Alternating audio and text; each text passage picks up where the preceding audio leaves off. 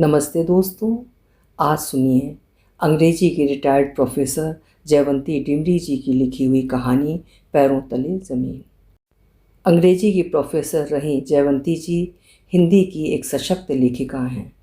प्रस्तुत है उनकी लिखी हुई कहानी पैरों तले ज़मीन। मेरी ज़ुबानी, मैं हूँ सीमा सिंह।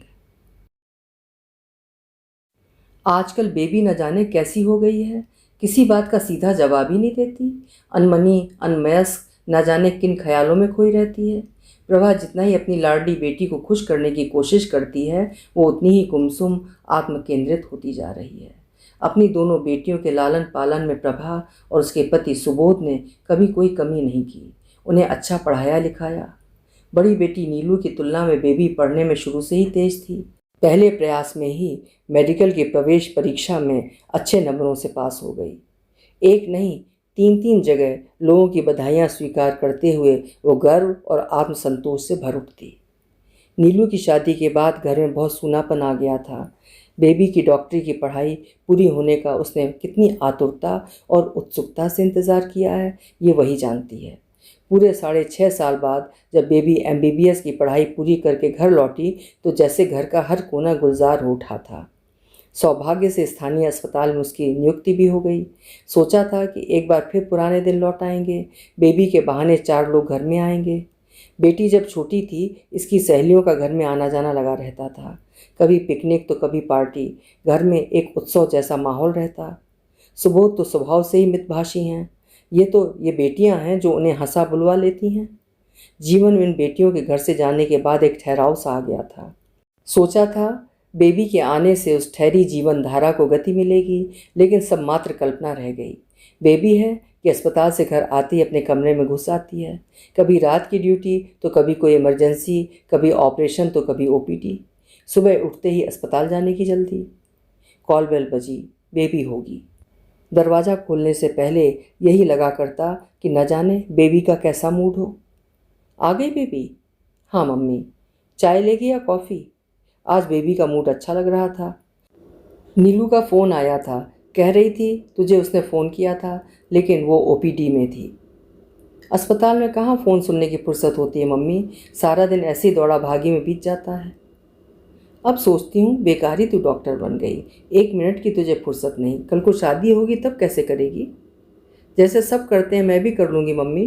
गीज़र तो ऑन होगा ना, मैं नहा कर आती हूँ। खाना देर से खाऊंगी, अब पापा को खिला देना। जब से बेबी ने अस्पताल जाना शुरू किया है, दिन में कोई ना कोई ऐसी घटना घटित हो जाती है जो बेबी को अंदर तक झकझोर देती है। आजकल वो बहुत भावुक हो गई है। उसे लगता है जैसे ये सब कुछ उसी के साथ हो रहा है।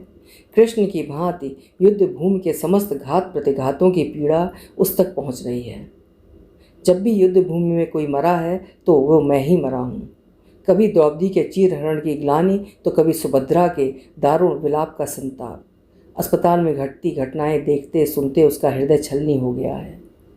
उस दिन बेबी का ऑपरेशन का दिन था, डिलीवरी का केस था। ऑपरेशन थिएटर के बाहर से प्रसूता की सास ननद और पति 1 मिनट के लिए भी नहीं हटे। नर्स उन्हें कई बार वहाँ से जाने के लिए कह चुकी थी, किंतु नर्स की घुड़कियाँ नज़रअंदाज कर वो तीनों जन वहीं डटे रहे। कहानी किस्सों की कुटिल कठोर सास ननदों के विपरीत वो सास नंदें कितनी सहृदय और संवेदनशील थीं। किंतु बेटी के जन्म की सूचना मिलते ही 100 पावर वोल्टेज पलक झपकते ही 0 पर पहुंच गया। अब तो वो ऐसी घटनाओं की अभ्यस्त हो चुकी है। बेटी के जन्म पर परिवारजनों के ही नहीं बल्कि नर्स और दाइयों तक के चेहरे लटक जाते हैं। उन्हें इनाम जो कम मिलता है। नवजात बेटे को चच्चा के कमरे में ले जाते हुए ऐसे इठलाती और इतराती हैं जैसे बेटा इन्होंने जना हो। उस दिन बेबी की सहनशीलता की सीमा पार हो गई। अल्ट्रासाउंड की रिपोर्ट जानने के लिए एक मरीज के रिश्तेदार ने उसे घूस देने की पेशकश कर दी। वो गुस्से और अपमान से आग बबूला हो उठी थी। डॉक्टरों की कुछ व्यावसायिक मर्यादाएं और सिद्धांत होते हैं, किंतु जीवन का लक्ष्य जब मात्र लाभ हानि नफ़ा नुकसान तक सीमित हो जाए तब बेटा या बेटी भी तराजू में तुलने वाली वस्तु हो जाते हैं। बेटा हुआ तो पलड़ा भारी, बेटी हुई तो पलड़ा हल्का। एक दिन अस्पताल के कॉरिडोर में एक मरीज के रिश्तेदारों और नर्स की बातचीत के कुछ अंश उसके कानों में पड़े थे। तुम्हें क्या चाहिए था माताजी, बेटा या बेटी? नर्स पूछ रही थी। चाहिए तो बेटा ही है, मरीज के रिश्तेदार का जवाब था। चाहिए तो सभी को बेटे हैं माताजी, लेकिन बिना बेटियों के भी तो ये घर संसार नहीं चलता। संसार और घर चलाने के लिए भगवान ने तुम्हारे घर एक प्यारी सी बेटी भेजी है। ऐसे अवसरों पर बेबी इस अवांछित अनिच्छित नवजात बेटी के साथ अनायास जुड़ जाती है। पापा मम्मी के ज़माने में अल्ट्रासाउंड या एनियोसिटेसिस की सुविधा होती तो वो भी सुविधा का लाभ उठा लेते। तीसरी बार उन्हें भी बेटा मिल जाता। इससे आगे वो सोचना नहीं चाहती। आंसू अश्रु द्वार पर दस्तक देने लगते हैं और वो उन्हें रोक तेज कदमों से आगे बढ़ जाती है। मम्मी ठीक कह रही थी, बेकारी वो डॉक्टर बन गई, वो भी गायकोनोलॉजिस्ट। हर दिन एक से बढ़कर एक कष्टदायी घटनाओं का सामना करना पड़ता है। एक घाव भरा नहीं कि दूसरा घाव हो जाता है। आज उसके सहयोगी डॉक्टर कौंडल की पत्नी की पहली डिलीवरी थी। अल्ट्रासाउंड की रिपोर्ट डॉक्टर कौंडल को ज्ञात थी। बेटी का जन्म सुनिश्चित था। नव आगंतुका के इस धरती पर स्वागत के लिए उसकी दादी, नानी, मामा डॉक्टर कौंडल के साथ कक्ष में प्रतीक्षारत थे। उसने नव आगंतुका के भाग्य को मन ही मन सराहा। नाना नानी, दादा दादी की ममता और दुलार कैसा होता है वो नहीं जानती। मम्मी पापा को घर में अकेले देख कई बार उसके मन में विचार आता है, यदि घर में कोई बुजुर्ग होता तो निश्चिंतता रहती। Doctor Kaundal, congratulations, everything is normal. उसने डिलीवरी रूम से बाहर आकर डॉक्टर कौंडल को बधाई दी। बेटा हुआ है ना डॉक्टर साहब? एक प्रौढ़ा ने पूछा। बेटी हुई है, उसने उत्तर दिया। बेटी की दादी ने अपनी समधिन को बाहों में भर लिया। बहुत बहुत मुबारक हो बहन जी। आपको भी मुबारक हो। शुक्रवार के दिन घर में देवी आई है। देवी? नहीं नहीं, बेटा हुआ है। अभी अभी तो डॉक्टरनी ने प्रभात को बधाई दी। बेटा हुआ है ना डॉक्टर साहब? डॉक्टर कौंडल की माताजी ने उससे पूछा। नहीं माताजी, बेटी हुई है। दादी को तो जैसे सांप सूंघ गया हो। वो चुपचाप वहीं कुर्सी पर बैठ गई। समधिन और वहाँ उपस्थित लोग हतप्रभ हो गए। उनकी गलतफहमी का मुख्य कारण उसका डॉक्टर कौंडल को बधाई देना था। जच्चा की डिलीवरी सही सलामत होना, बच्चा स्वस्थ पैदा होना, एक नवजात शिशु का इस धरती पर आगमन, एक स्त्री को मातृत्व सुख की प्राप्ति, इन तमाम उपलब्धियों के लिए बधाई शब्द नहीं तो फिर क्या शब्द प्रयुक्त होना चाहिए? कुछ देर बाद जब दादी कुछ सामान्य हुई तो अपनी समधिन से शिकायती स्वर में बोली, तुम्हें प्रभात ने पहले बता दिया होगा। बहू का अल्ट्रासाउंड हुआ तो था। इसे बच्चा पहले से पता नहीं होगा। मैं बेवकूफ़ समझी बेटा ही होगा। माँ को बताने की क्या ज़रूरत थी? माँ के पैरों तले से ज़मीन खिसकती है तो खिसके। कैसी बातें करती हैं बहन जी? प्रभात ने तो बेटा या बेटी के बारे में कुछ भी नहीं बताया, बस यही कहा था सब ठीक है। डॉक्टर कौंडल की माताजी अपने बेटे से निगाहें मिलाने की कोशिश में थीं, किंतु डॉक्टर कौंडल चोरों की भांति अपनी माताजी से नज़र चुराते अपने साले से बातचीत में मगन होने का नाटक कर रहे थे। डॉक्टर कौंडल उनके सहयोगी होने के अलावा मेडिकल कॉलेज में उसके सीनियर भी थे, इसलिए ड्यूटी खत्म होने के बाद औपचारिकतावश वो डॉक्टर कौंडल की पत्नी के कक्ष में गई। तब तक सभी लोग सामान्य हो चुके थे। दादी भी मुस्कुरा रही थीं। उसके कमरे में घुसते उन्होंने उसे अनदेखा कर दिया। कॉन्ग्रेचुलेशंस शब्द के दुरुपयोग के लिए वो उनकी अपराधिनी जो हो गई थी। उसने नानी से कहा, किसी चीज़ की ज़रूरत हो तो निसंकोच कहिएगा। गर्म पानी की थैली तो दी ही होगी। कमरा ठंडा है, मैं दूसरी थैली भिजवा देती हूँ। डिलीवरी नॉर्मल थी। जब तक पेशेंट सो रही है उसे सोने दीजिए। अभी इनको एक इंजेक्शन लगाना है। माँ बेटी दोनों का ए पॉजिटिव ब्लड ग्रुप है। कप में चाय डालती बच्ची की नानी उसे अपनी मम्मी जैसी लगी और आत्मीयता के उस भावुक क्षण में उसके मुंह से निकल गया, देवती की मिठाई नहीं खिलाएंगी? डॉक्टर साहब, आपको मिठाई नहीं खिलाऊंगी तो फिर भला किसे खिलाऊंगी? मैं अब तक सबका मुंह मीठा करवा चुकी होती डॉक्टर साहब, लेकिन शानू की सास का लटका मुंह देखकर हिम्मत नहीं हुई। मेरी शानू तो दोनों भाई बहनों में छोटी है, घर में सबकी लाडली है। ये कहते उनकी आंखें डबडबा गईं। पहले बेटी के जन्म पर भी आंटी, मेरा मतलब शानू की सास, खुश नहीं हुई। शायद इनके घर में लड़कियां ज़्यादा होंगी। उसने पूछा, कहाँ लड़कियों की भरमार है? उनका जवाब था, 27 साल में उनके खानदान में बेटी पैदा हुई है। ये बात मेरी समधिन मुझे 27 बार सुना चुकी हैं। कमरे में बच्ची को शहद चटाई की रस्म शुरू हो गई थी।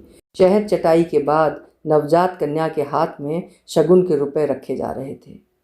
देखो तो कैसे मुट्ठी भींच ली है इसने, किसी ने कहा। सिर बिल्कुल गोल है इसका, अपने पीछे भाई लाएगी, किसी दूसरी महिला ने प्रतिक्रिया दी। बेटी तो लक्ष्मी का रूप होती है, परमात्मा बेटी दे परंतु भाग्यवान दे। अचानक दादी की चेन का हुक बच्ची के स्वेटर में फंस गया। डॉक्टर कौंडल के साले ने प्रयास किया, दादी से चेन मांग रही है पोती। देंगे भाई, चेन ही क्यों, बहुत कुछ देंगे हम अपनी पोती को, देना तो अब जिंदगी भर का है। वो कक्ष से बाहर आ गई। उनकी बातें सुन उसका माथा भन्ना गया था। बेटी दे तो भाग्यवान दे, देना तो अब जिंदगी भर का है। जैसे उसके गले में शब्दों की फांस फंस गई थी। वो जैसे नवजात शिशु के कक्ष में नहीं बल्कि किसी मातमी घर में घुस गई थी, जहाँ नैराश्य जनित माहौल को हल्का करने का प्रयास किया जा रहा था। नवजात कन्या की नानी की वो झेपती अपराधिनी जैसी स्पष्टीकरण देती मुखमुद्रा, मानो उसकी मम्मी अपनी भावी समधिन को कैफियत दे रही हो। हमने तो अपनी बेटियों को कभी बेटों से कम नहीं समझा, उनके लालन पालन पढ़ाई लिखाई में कोई कमी नहीं की। हमारे लिए तो हमारी देवती हमें अपनी बेटी जैसी ही प्यारी है। और उसकी भावी सास डॉक्टर कौंडल की माँ जैसे मम्मी को परास्त करती, ये कहकर कि हमारे खानदान में तो 27 साल में पहली बार पहलौती में किसी बहू ने बेटी जनी है। सहसा उसका हाथ अपने गले की चेन पर चला गया। नहीं, उसकी बेटी के स्वेटर पर उसकी दादी की चेन का हुक कभी नहीं फंसेगा। उसकी बेटी के जन्म पर सांत्वना नहीं बल्कि बधाई के शब्द गूंजे, और जब उसके पति को बेटी का पिता बनने की बधाई मिले तो किसी के भी पैरों तले जमीन न खिसके। उसने अपनी बोझिल होती पलकों को फटकारा। Normal, take it easy. अभी तो ना जाने कितनी बेटियां उसके हाथों पैदा होंगी, ना जाने कितने लटकते खिसियाते चेहरे देखने को मिलेंगे। बधाई देने से पहले सोचना होगा, और हर बार जन्मी अजन्मी बेटी के साथ वो इस रण क्षेत्र में लहूलुहान होगी। पापा की खांसी की आवाज़ से उसकी तंद्रा टूटी। पापा की खांसी आजकल बढ़ गई है, पापा का जल्दी ही चेकअप कराना होगा। अस्पताल की भागा दौड़ी में वो इतनी उलझ गई है कि पापा के चेकअप का ध्यान ही नहीं रहा। आज बहुत दिनों बाद उसने कुर्सी के पीछे से आकर पापा के गले में अपनी बाहें डाल दी। आपकी खांसी बढ़ गई है पापा, वो कैप्सूल ले रहे हैं ना पापा? ले रहा हूँ बेटे, उससे खांसी तो बंद हो जानी चाहिए थी। उम्र के साथ थोड़ा बहुत खांसी हो जाती है बेटे। डोंट बी सिली पापा, आप और मम्मी अगर सारा दिन घर पर ही बैठे रहेंगे, सैर के लिए नहीं जाएंगे तो ज़रूर समय से पहले बूढ़े हो जाएंगे। ये कहते ही वो चुप हो गई। शाम को अक्सर देर से घर लौटती है। उसके इंतज़ार में मम्मी पापा भी घर पर ही रहते हैं। बहुत समय बाद उसे डाइनिंग टेबल पर बैठ खुलकर बातचीत करते देख मम्मी का चेहरा खिलाया था। सोने से पहले वो मम्मी पापा की पिछली रिपोर्ट देखेगी। पापा बिस्तर पर लेट गए थे। पापा, आपकी पिछली रिपोर्ट देखनी थी, कहाँ रखी है? मैं निकाल लूँगी। कवर्ड में होगी, पापा ने कहा। रिपोर्ट अलमारी में नहीं थी। रिपोर्ट कवर्ड में तो नहीं है पापा, शायद मैंने सेफ में रख दी हो। अभी कुछ दिन पहले मैंने कुछ पेपर सेफ में रखे थे, पापा ने कहा। पापा की सेफ में उसके और नीलू के पुराने फ़ोटोग्राफ, स्कूल के पुराने रिपोर्ट कार्ड, मम्मी की दवाइयों के प्रिस्क्रिप्शन, ना जाने पापा ने क्या क्या चीज़ें संभाल कर रखी हुई थी। बाहर से पापा जितने तटस्थ और निर्लिप्त लगते हैं उतने हैं नहीं। ये क्या, उसकी नर्सरी क्लास की ग्रुप फ़ोटो तो यहाँ विराजमान है। कुछ दिन पहले वो एल्बम में यही फ़ोटो तो ढूंढ रही थी। ये फ़ोटो भला कैसे मिलती? ये तो पापा के खजाने की शोभा बढ़ा रही थी। नीलू दीदी की शादी का निमंत्रण पत्र, मेडिकल कॉलेज के फंक्शन के निमंत्रण पत्र पापा ने चुपचाप संभाल कर रखे हुए हैं। ये मम्मी की रिपोर्ट कैसी है? मॉन्ट्रियल। उसके जन्म से कुछ महीने पहले पापा और मम्मी मॉन्ट्रियल में रहे थे। वहीं पर मम्मी का चेकअप हुआ होगा। ये रिपोर्ट भी पापा ने संभाल कर रखी हुई है। लेकिन ये क्या? ये तो अल्ट्रासाउंड की रिपोर्ट है। ए हेल्दी फीमेल चाइल्ड, 24 अक्टूबर 1969। वो 25 दिसंबर 1970 में पैदा हुई है। ये तो उसकी अल्ट्रासाउंड रिपोर्ट थी। तो मम्मी पापा को उसके जन्म से पूर्व बेटी के आगमन की पूर्व सूचना थी। A healthy female child. जुगनू जैसे अक्षर उसकी आंखों के सामने चमक रहे थे। कानों में जैसे कोई सम्मोहित करता अति मधुर संगीत बज रहा हो। उसका जन्म अवांछित अनाकांक्षित घटना नहीं, वो तो वांछित संतान थी। थैंक्स पापा, थैंक यू मम्मी। उसने रिपोर्ट को चूमा। जिसके पैरों तले जमीन खिसकती है, एक बार नहीं 100 बार खिसके। उसके मम्मी पापा के पैरों तले की ज़मीन तो बहुत मजबूत है, सॉलिड रॉक। कल ही जाकर डॉक्टर कौंडल से कहेगी कि अपनी बेटी की एनियोसिटिसिस टेस्ट की रिपोर्ट संभाल कर रखें। अभी आप सुन रहे थे जयवंती डिमरी जी की लिखी हुई एक संवेदनशील कहानी, पैरों तले ज़मीन। बेटियों के बिना यह संसार असंभव है, अतः बेटियों के जन्म पर खुशियां मनाएं और गर्व महसूस करें। आशा है कहानी आपको पसंद आई होगी। पसंद आई है तो लाइक और हाइप ज़रूर करिएगा। कल फिर मिलेंगे। आपका समय शुभ हो।